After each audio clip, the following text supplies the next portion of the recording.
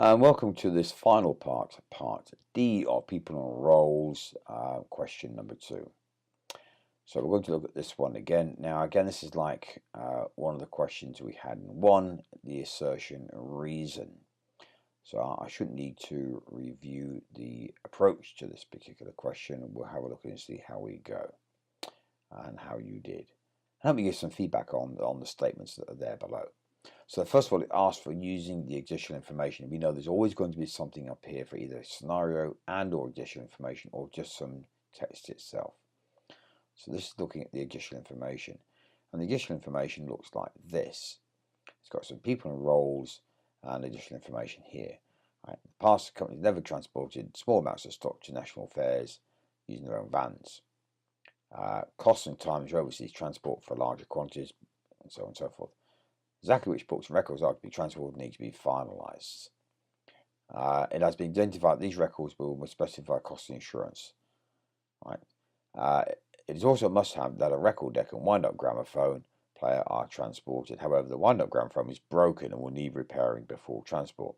In the daily stand-up, the solution developer to state he might be able to repair it, while the business ambassador thought it might be better to get an alternative gramophone. The issue was raised to the project manager. And that's correct, because actually it is a must-have requirement. So let's go and look at the statements and see what they are. So the assertion, we're looking at that particular set of information there. So I have 5 questions. The business sponsor should liaise with the overseas transport company. Well, actually, this is a detailed activity and nothing to do with the sponsor. It's actually to do with the solution development team, who would be doing that type of work down in evolution development. So this is actually a false statement. Right, the business ambassador should descope the rare Beatles records. The ambassador has no authority to do that. This belongs to the business visionary. And if there's a requirement to descope it, it goes back to the visionary to make that decision. So that is also a false statement. The technical coordinator should be contacted to discuss how to deliver the requirement to transport the wind-up gramophone. Now, you need to read this one very carefully. First of all, the technical coordinator is being contacted to discuss the situation on how to deliver the requirement. And the requirement here is transport the wind-up gramophone. Right? Not to deliver the gramophone, but deliver the requirement to transport it. So be very careful how you read these things. Right? And this is actually true, because remember, there's a difference of opinion between the solution developer and the business ambassador. So we have a technical problem. Do we fix it or replace it or get a sort of backup one? So the technical coordinator can almost step in and be discussed with, contact to discuss how to sort the requirement out. So it's about delivering the requirements. Okay. So the answer there is true. The project manager should contact the business visionary regarding issues associated with the wind-up gramophone. Well, again, this is true. Now, why is this true? Because it's an issue, and it is a business issue as well as a technical one. So number 3, it's a technical problem because we don't know whether to replace it or fix it. But there's also a business one because it is a must-have requirement. Right? So that's why the PM will raise this to the business visionary. You might want to put their personal view on it as well, with their understanding of it. So that is a true statement. And finally, the solution developer should produce the list of all stock to be translated after liaising with the ambassador. Well, that's also a true statement, because remember, the list for all stock needs to be discussed with the ambassador, who will have the understanding of what needs to go from a business perspective. So that's true there. So the first 2 are false and the last 3 are true statements. Okay, now put that to one side. Forget what's happened in there. Let's have a now look at the reasons from a DSTM AgilePM perspective. The business sponsor should ensure that funds and other resources are made available as needed. This is absolutely right. One of the main responsibilities of the sponsor, besides the funding and strategic direction, is to ensure that funds and resources are made available. So that's a true statement. Approving change to the high-level requirements is the role of the ambassador. Well, we partly discussed this over in the other side in the assertion and said that is not true. This is the visionaries. Approving is by the visionary only. Right? Number 3. The technical coordinator should resolve technical differences between team members. This is a true statement.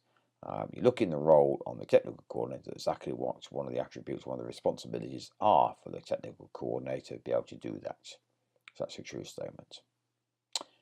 The project manager handles problems escalated from the SDT, the Solution Development Team.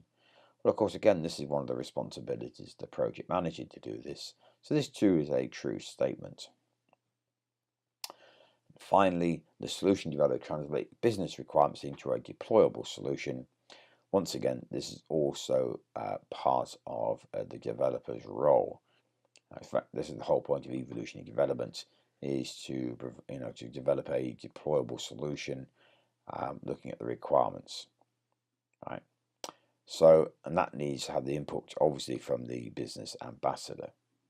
So let's have a look at the answers. So the first one is false, true, so we have D, and the second one is false, false, so we have E. The last three pairs are all true. So let's have a look and see what the solution is here. Technical coordinator resolve differences, directly supports the fact that he needs, or that role needs to be contacted, discuss, deliver the requirement because there is a difference of opinion. So that would be the letter A. As the PM handles escalated issues or problems from the team, and the PM should contact the visionary about the issue with the wind-up gramophone, that also supports the assertion, so that is also a letter A. And finally, because the SDT is translating into a solution, developers translating business requirements into a solution, that directly supports the fact that the developer will liaise with the business ambassador to produce the list of stock to be transported. So that's also the letter A. Hopefully you are starting to get a better familiarity with the style of the question for start off and how to approach answering it. Each statement, assertion about the information given and the reasons about DSDM, AgilePM, and then you only need to really have another look at the true statements to see if the reason directly explains the assertion or not, and then pick out either A or B respectively. All the rest will be coded by C, D, or E depending on what the combination of true and false is. So read through the chapter again on roles and responsibilities, and contact a tutor if you still need some help or some advice and you're still not certain about the answers. If you want to have another go at the question, of course, that might be a good idea as well, a bit later down the track. Get plenty of practice before you sit the practitioner exam in real. And good luck, and thank you.